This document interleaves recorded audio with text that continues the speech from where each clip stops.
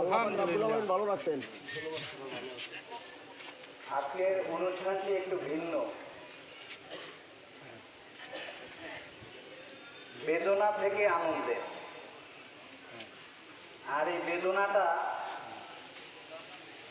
কৃতিত্ব এদেশের একদম হাই স্কুল লেভেল কেন, প্রাইমারি লেভেল থেকে ইউনিভার্সিটি পর্যন্ত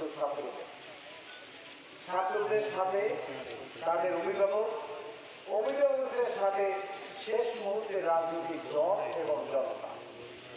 অতএব আমার এই প্রতিষ্ঠান হচ্ছে শিক্ষা, সেখানে আমি ওই ছাত্রদের প্রতি প্রথম কৃতজ্ঞতা জানাই, তাদের রুহের মাগফিরাত কামনা করি। স্বাধীনতা দেখিনি, তবে ওরাই হচ্ছে প্রকৃত যোদ্ধা। এই যোদ্ধাদেরকে আমরা রেখে এখানে সকলের পক্ষ থেকে আমি স্মরণ করছি। ভাইরা আমার, এখানে ভাই আমার আঙ্কেল, চাচা, ভাতিজা যে রকমের আছেন সকলেই আজকের অনুষ্ঠানের প্রধান অতিথি। আপনাদের বসার জায়গাও পেতে পারিনি, কারণ বৃষ্টি ভেজা পরবর্তী মাস, কিছুক্ষণ পরে আবার বৃষ্টি আসতে পারে। তবে আল্লাহ কি রহমত আমি জানি। আমি ওদেরকে বলছি, যারা এই যে বেলায়েত শাহিন, আমাদের এইখানে যারা আছে জলিল, আমাদের শাহিন, আমার চাচা, আনোয়ার মাস্টার, তারপর ফিরোজ মাস্টার, এদেরকে আমি বলছি যে দেখেন, আমি যেখান দিয়ে যাই আল্লাহ রহমতে সেখানে দুর্যোগ আসবে না। কারণ কি, আমরা মোকাবিলার আল্লাহ রবির দরবারের মানুষ। দুর্যোগ এখন পর্যন্ত আসেনি, আর সামনেও আল্লাহ রহমতে আসবে না। এই বিশ্বাস আমাদের অন্তরের মধ্যে সকলে আছে, এটা আমি অনুভব করি।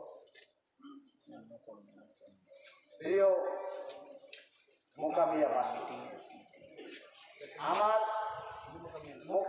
মোকামিয়াবাসী এবং শুধু মোকামিয়াই নয়, মোকামিয়াবাসীটা আগে বলা হয়েছে, কারণ এই মোকামিয়া থেকেই হয়ে যাইয়া আমাদের আধ্যাত্মিকতা, আমাদের এই কলেজের সৃষ্টি, যে কারণে আমরা এতদিন পর্যন্ত করতে পারিনি।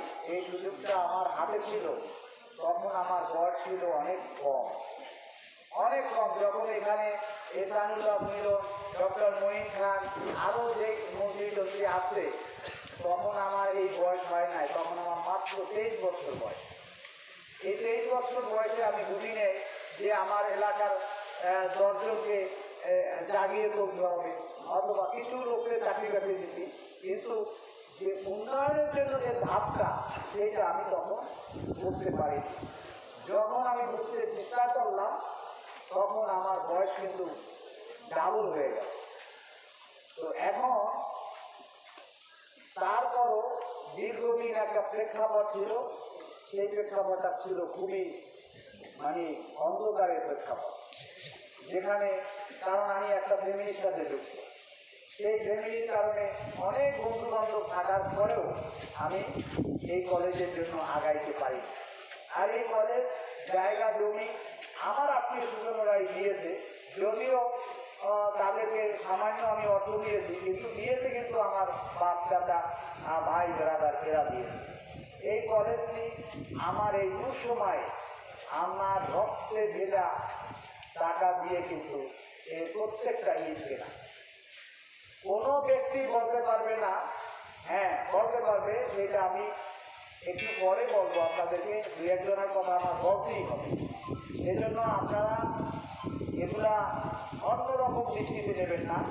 ভাই অথবা বোন অথবা তার বাবা, ছেলে, এদের মধ্যে মতের দ্বিমত থাকতে পারে, কিন্তু আদর্শের দ্বিমত থাকতে পারে, কিন্তু তারা কিন্তু ওই রক্ত থেকে আলাদা হতে পারে না। এই কারণে যেমন আপনাদেরকে বলি, এই বরগুনায় অনেক বাড়িতে এই যখন একটা সরকারের পতন হলো, সেই সরকারের পতনটা খুবই মর্মান্তিক হলো। আমি হলে আত্মহত্যা করি, তারপর পতন এই কথা, কিন্তু উনি যেটা করেছে, উনি সাথে সাথে আওয়ামী লীগের প্রত্যেকটা মানুষকে আত্মহত্যার পথে দিয়ে আগাই। সেটা আমার মনে হয় না ওনার বুদ্ধিটা তারা খুব ভালো।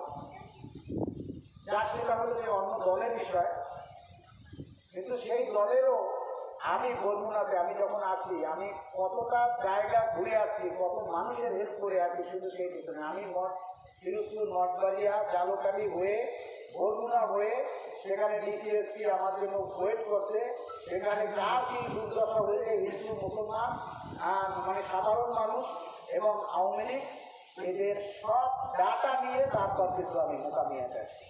বেতাগিতে যেই বাসায় হামলা হচ্ছে প্রত্যেকটা বাসায় আপনারা যে কানে কানে জিজ্ঞাসা করে আসবেন তাদের খবর আমি নিচ্ছি নেই, কারণ আপনারা এটা করতে পারেন না।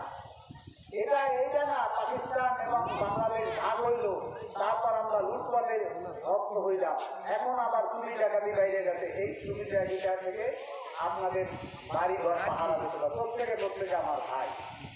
এখানে আপনারা প্রশ্ন করছেন আমার পিছনে কিন্তু আওয়ামী লীগের একজন এইখানে সভাপতি মনে হয় বর্তমান চেয়ারম্যান সকলে, কিন্তু আমি চেয়ারম্যান হিসেবে ওকে এখানে নিয়েছি, ও আমার ভাই মানে একদম ভাই।